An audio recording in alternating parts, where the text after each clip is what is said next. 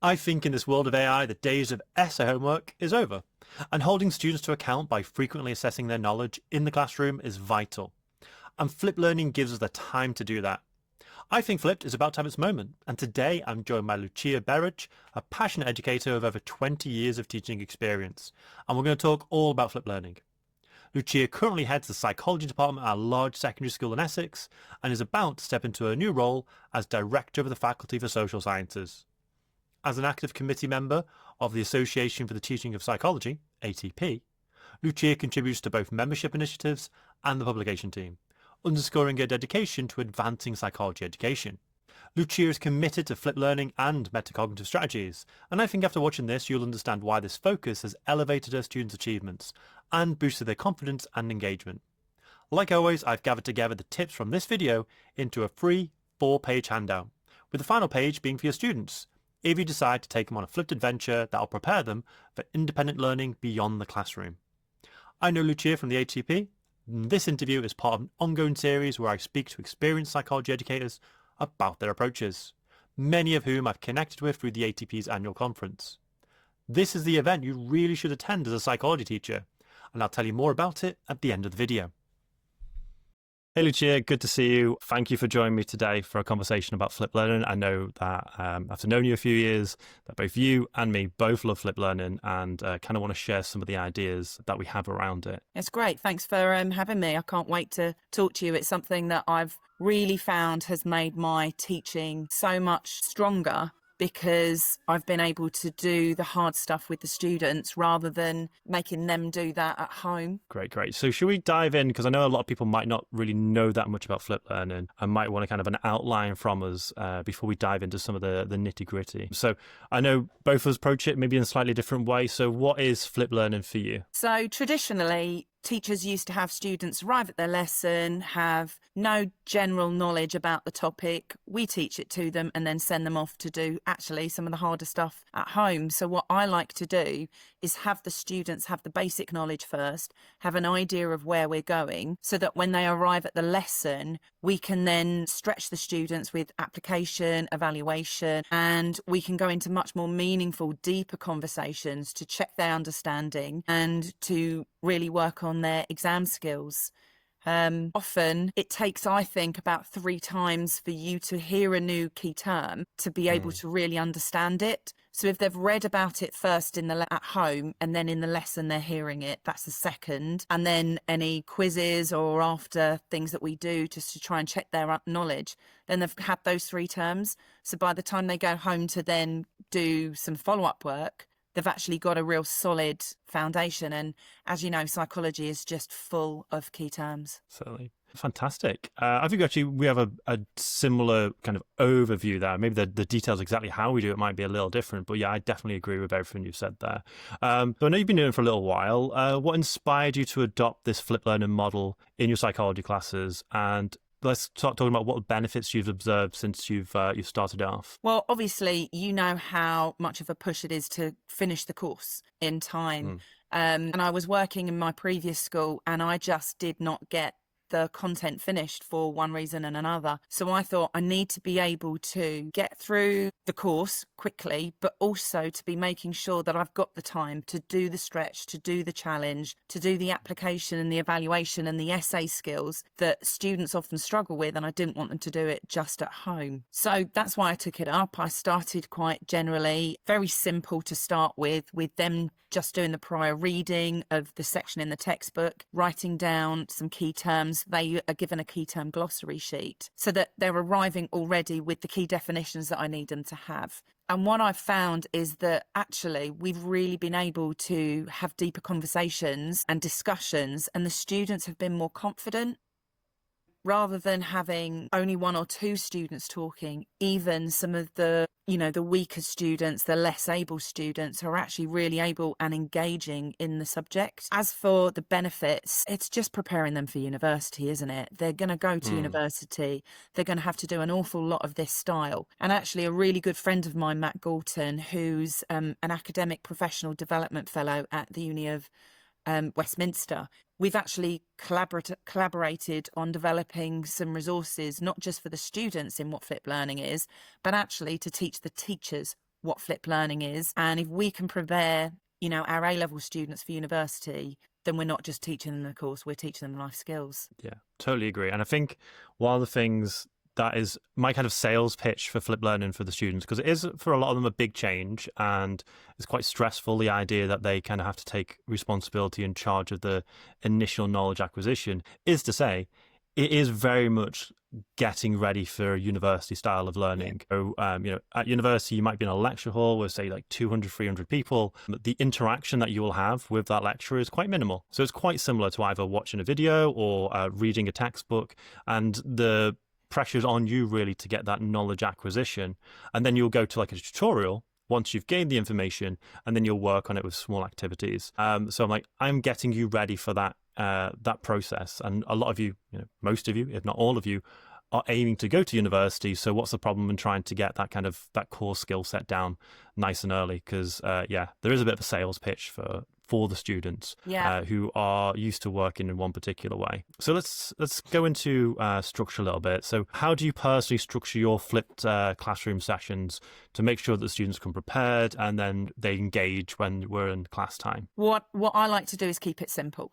And I also want to do it so it's going to be easy for me to check that they've done it as well. So what I get them to do, particularly in year 12, is I get them to complete pre-reading of the section that we've got in the book, and then they've already had an issue of a glossary of terms. So I use glossary of terms from words that are named on the spec, extra additional words, and sometimes some stretch and challenge words, so that they're already knowing these terms. So they've read the section in the book. They've then completed their glossary of terms. So when they arrive, they already have a definition, and I can quite clearly see whether they've done it or not. Once I've got them into the habit, and actually it's taken me until about now with the year 12 to really get them fully engaged and knowing what they're doing, I'll start adding in some extra information as well.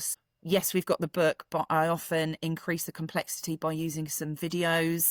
I know that for my year 12s going into 13, we'll be using your Psych Boost videos on issues and debates. You're welcome. But they're great because they provide the knowledge. They've got the worksheets that I've prepared for them to be able to do. And I think particularly for issues and debates, it's a really challenging topic for some students to understand how the structure of questions and particularly the essays might be different, because they've got to do that whole synoptic link and take from various different areas. So actually in September, we just hit the ground running, moved straight into the AO2, the AO3, and how to actually structure that knowledge into essays. So I think you need to start simple. You need to start something that you can easily get to grip with, but then start building on some to it. Yeah, I agree. And what I like about Flipped is you can very much as a teacher have your own approach about what resources you recommend and what you expect from the students. I think I'm maybe slightly more hard line, but I think I do agree that maybe a slower lead in is useful. Obviously I get the students to fill in basically they create their own handbook by filling detailed worksheets as they go, which is a lot of work, but yeah, they then keep that as a reference material for themselves.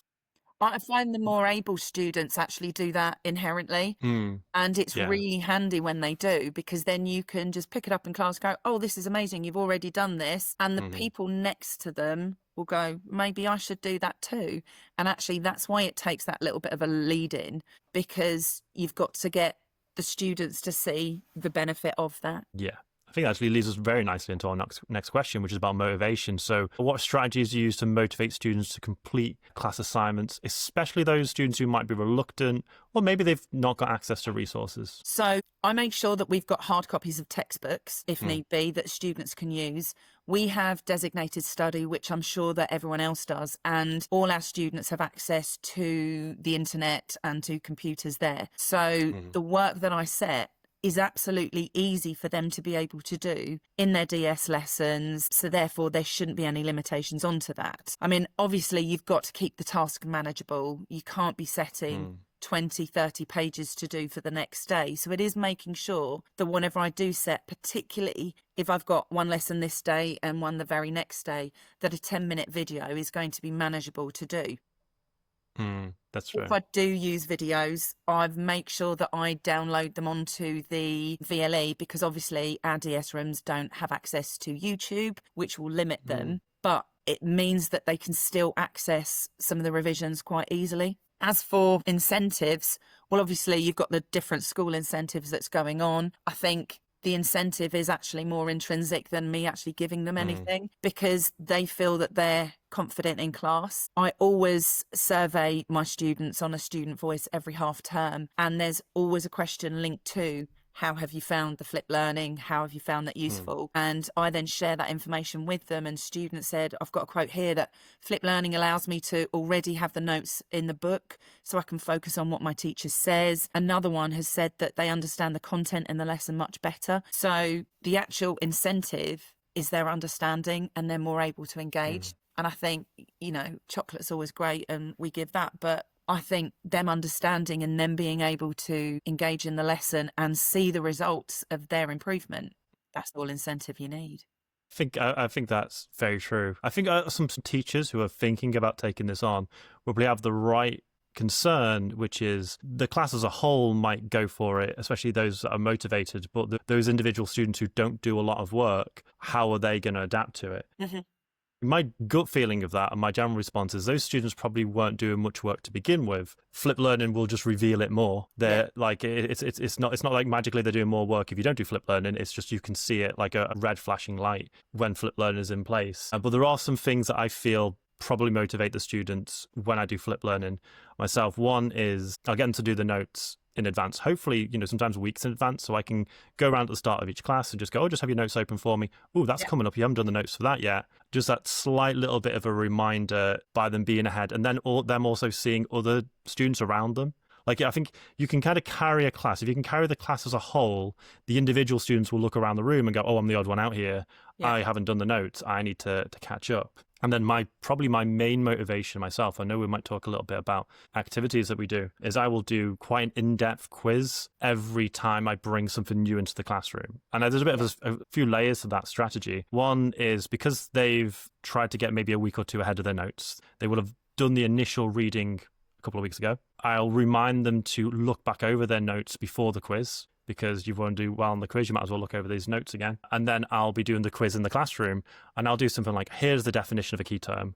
On your mini whiteboards, write down the key term, and then everyone turn it around together. Now, if you're in that classroom and you haven't done either the notes or you haven't done the quick check over of the notes before the quiz, you're going to perform a lot worse than the people around you. And, you don't make it embarrassing, but it's by its nature, I really need to step up here if that's going to be a consistent part of the classroom. So I think agree. Motivations that are intrinsic are quite useful. You don't necessarily have to be there with a cane necessarily. Yeah, and I actually get them. So I have some students who go so far ahead and they think they don't need it. So it's for them, I have to celebrate. It's great that you've forgotten, because then remembering it goes in deeper. And it then just goes, so I do need to look over it a little bit more. And that's really helpful. Yeah.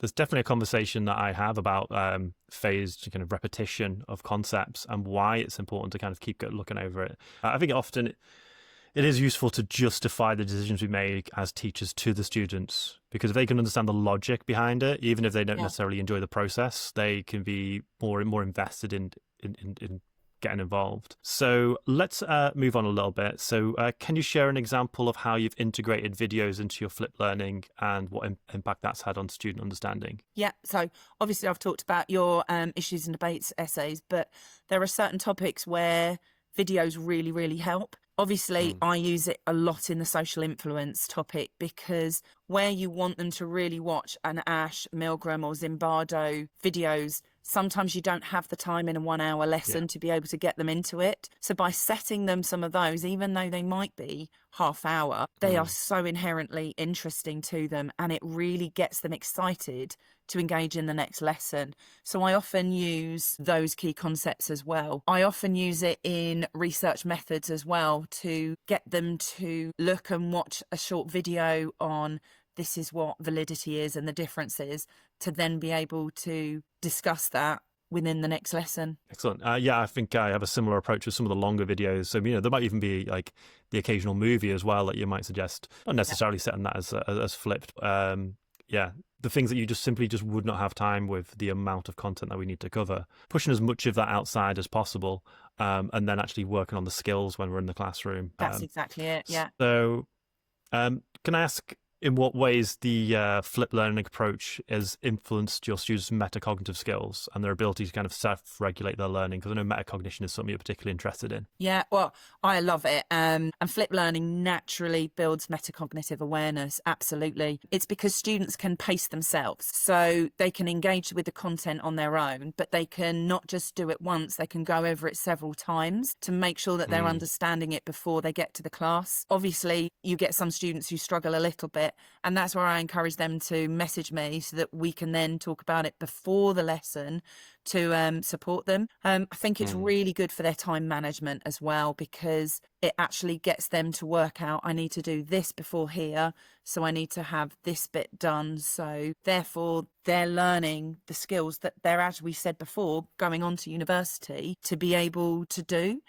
By flip learning it, it means that that initial information isn't just, I had to be in the lesson. It means that anyone who, for example, is off ill, they can catch up in their own time. For anyone who, for whatever reason, just didn't get it, they can then revisit the information again, so that therefore they're just preparing themselves for how to revise and how to learn, and that suits them better.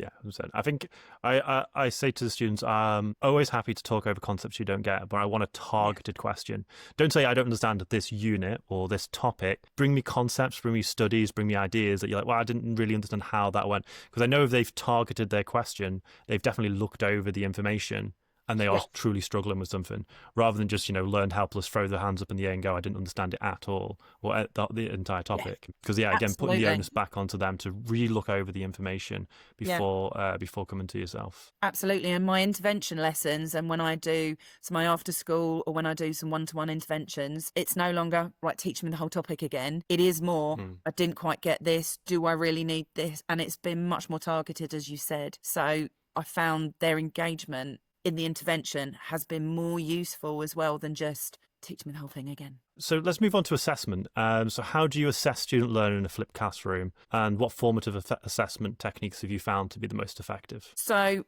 I obviously, as soon as they come in, they need to get their glossaries out, and I can check that they've at least got the definitions in there, so I know that they've actually read it. We'll then talk about some low stakes formative checks. So we'll have some in-class questioning, some mini discussions, and you can really see who in each of those different pair groups have actually done it and who hasn't. So that's quite helpful to do. And all I do is I'll go round and I'll put a post-it note on their desk, and they know when they get the post-it note, if they're not understanding it, they'll then explain why. So I'm not actually having to challenge them, why haven't you done the work? It's just a way that, I know you've not done it, little post-it note. So they now know if they get a post-it note, they need to explain why they're struggling with it. And that really enables me to grasp, have they done it?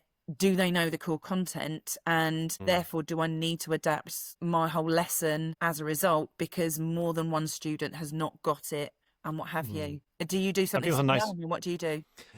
I feel that's a really nice way of doing it. I might actually take that on board and do that sometimes myself, because I feel like obviously walking straight into an in-depth quiz when they haven't done the notes can be quite intimidating. Whereas if you know you're going to sit with a partner, I mean, to be fair, most of the time I do that quiz, allow people to do it either alone if they're feeling confident, or in a pair, or potentially in a free, depends on if the classroom goes down.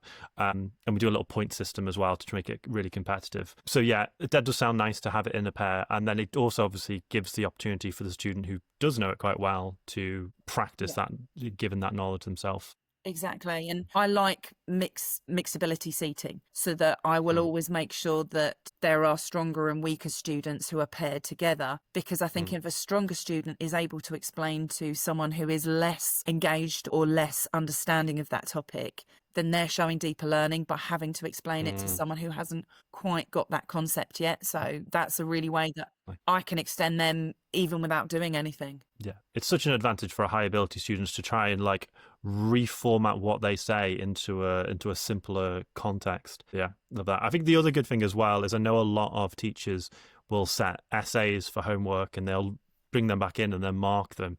And then, so they've kind of done it the other way around. Yeah. But I think that's always probably not being the best strategy anyway, but especially these days with generative AI and, That's That exactly it.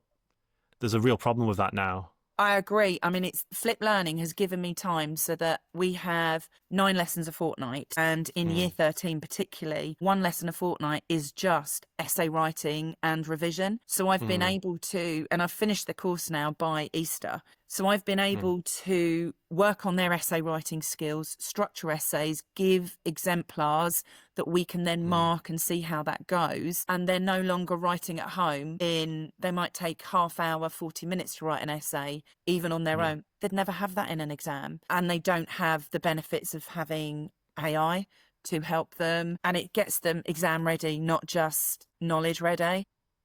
Yeah, all the essay writing that I do, well, pretty much all the essay writing that I'll do will be in the classroom. Well, I'll certainly Yeah. be in the classroom. Also, to time. Yeah. One of my favorite activities is put an essay up, tell them that they're going to write it, let them prepare for it for a little while if they want, and then all the notes go away, and then they write it to time with a clock on the board, and I'll just walk around and just write one or two notes on their work. Because Yeah. I think one of the things, flipped learning does open up quite a lot of time in Yes. your classroom. You go from having so little to Yeah. having quite a lot. And then, yeah, I think it's useful to have these kind of structured, okay, every few weeks, I will drop this format of class in to use the time effectively.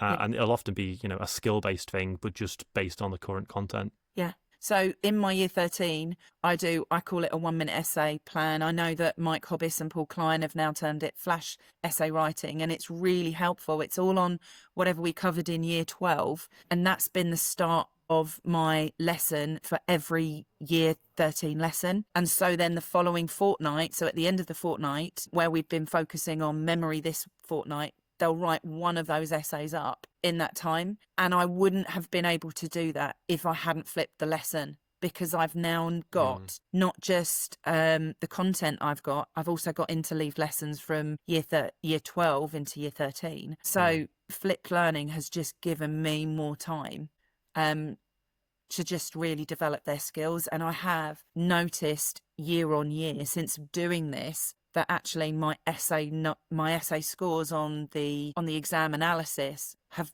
been above average. I mean, there's always one or two that aren't so great, but actually it's been a real bonus for me. I know we've kind of touched on this. I don't know if there's anything more you want to say about the role that peer instruction plays in your flipped classroom, and how does it enhance the learning experience for the students? Yeah, so I actually picked up some really handy tips from Mike Hobbis and Paul Klein's workshop at the ATP conference last year, and I'm really hoping that they're going to do another one this year on it. And it's all about how to get paired discussion talks and different explanation prompts. But I think with flipped learning, those conversations have actually happened organically, because rather than me having to give them the information and then check their learning, they're actually already supporting each other, and the students can fill in the gaps for each other and also reinforce their confidence, so that when I then do some questioning, I'm not saying, Nick, what do you think? I'll say, Nick, what does your table think? And then even the weaker students, because they've done the reading themselves, they've been able to discuss it, they've got the confidence to be able to say outlined in class. And that's been really supportive for the students who really do have anxiety whenever they're in that situation. So let's move on to the diverse learning preferences that we have in a classroom. So how do you balance the use of technology with more traditional teaching methods? So I think that technology can support flipped learning, but I don't think it replaces traditional teaching as such. So yes, I still will need to have some direct instruction, some modelling, some class discussion, and very much a lot of practice with writing. But technology has really been able to help get some engagement in there, because as a teacher who might be the only teacher of psychology in a school, sometimes hearing me being the only teacher saying that information, hearing the same information said by someone else but slightly differently, has been really good to help embed that information, because sometimes they might get a bit, not sick of me because I'm great, but hearing that same information done in a different way by someone else has really enabled them to digest and understand that information a little bit deeper. There's a weird element as well that I feel, if you hear someone online say something, they kind of sometimes believe it more than when you say it. Which was weird for me, because obviously I have my own stuff. Yeah. online and then the very stuff in class. But yeah, it is a very odd element. Oh, this is, online with lots and lots of views or whatever. It has this legitimate. It's like, well, it's the same stuff I've been saying. Yeah, So yeah, exactly. it is useful. And that's where your videos, for example, and other little snippets that you find have been so useful, because I can then say, if you're not understanding, then look at one of the Psych Boost videos, and they've been really, really handy. And it is so funny. They believe you more than they believe me. But I imagine we're saying the same thing on a lot of occasions for just Exactly. because it's online. So let's go to a final question then. Obviously, there might be some people watching this who are thinking about transitioning to a flipped learning model. Psychology teachers, non-psychology teachers. What advice would you give educators considering transitioning to a flipped learning model, particularly maybe in the concept of teaching psychology? So I would say start small first. So don't try and do everything. You might want to just choose one topic or one lesson just to get going, to get the students to prepare, and actually make sure that the purpose is clear, making sure that it's not extra work, that it's just a different form of homework. So I know that schools like us to set homework. And for me, I don't set them any other work except the flip learning now. But that's something that you could easily get started. Think about one particular topic. You might want to wait until once the year 13s have gone, getting the year 12s that are still in school, that are still working, get them to focus. Get them used to understanding how this goes. So it just makes sure that if you are going to do something, make sure that you've watched a video beforehand. Don't just find a video without looking at it first. Yes. Because that is often tricky, because sometimes they might say things that actually aren't correct or that you might not agree in. And so making sure that it's a video that's not longer than 10 minutes to start with, to get going, because with the way that, social media reels are, students can't look at a TikTok for longer than a couple of minutes. So start small so that they're then wanting to watch it and engage. If you say you want to watch something for 30 minutes, they're not going to do that. That's something you have to build in later. So I would start small, start with one topic. For me, for my students, it was just read these 2 pages in the book, write the definitions for those here. And then I've been able to build in, okay, once you've done that, also watch this video as well. It's only 2 minutes long. And I actually put on the homework that this is a 3-minute video. So therefore they're not, I don't know how long it is. It's about start small, start simple, choose one topic, choose one lesson to flip and see how you find it. But I think you've got a good time period there. Yeah. Do the time period, and then do think, well, how am I going to check it afterwards? How am I going to test that they've done this? And what is that follow-up going to be? I think the little summer term there is quite good, because if you wanted to trial it, that time period, you've done a lot of the teaching already, you know your kids really, really well. They can give you feedback on whether they enjoyed it or not.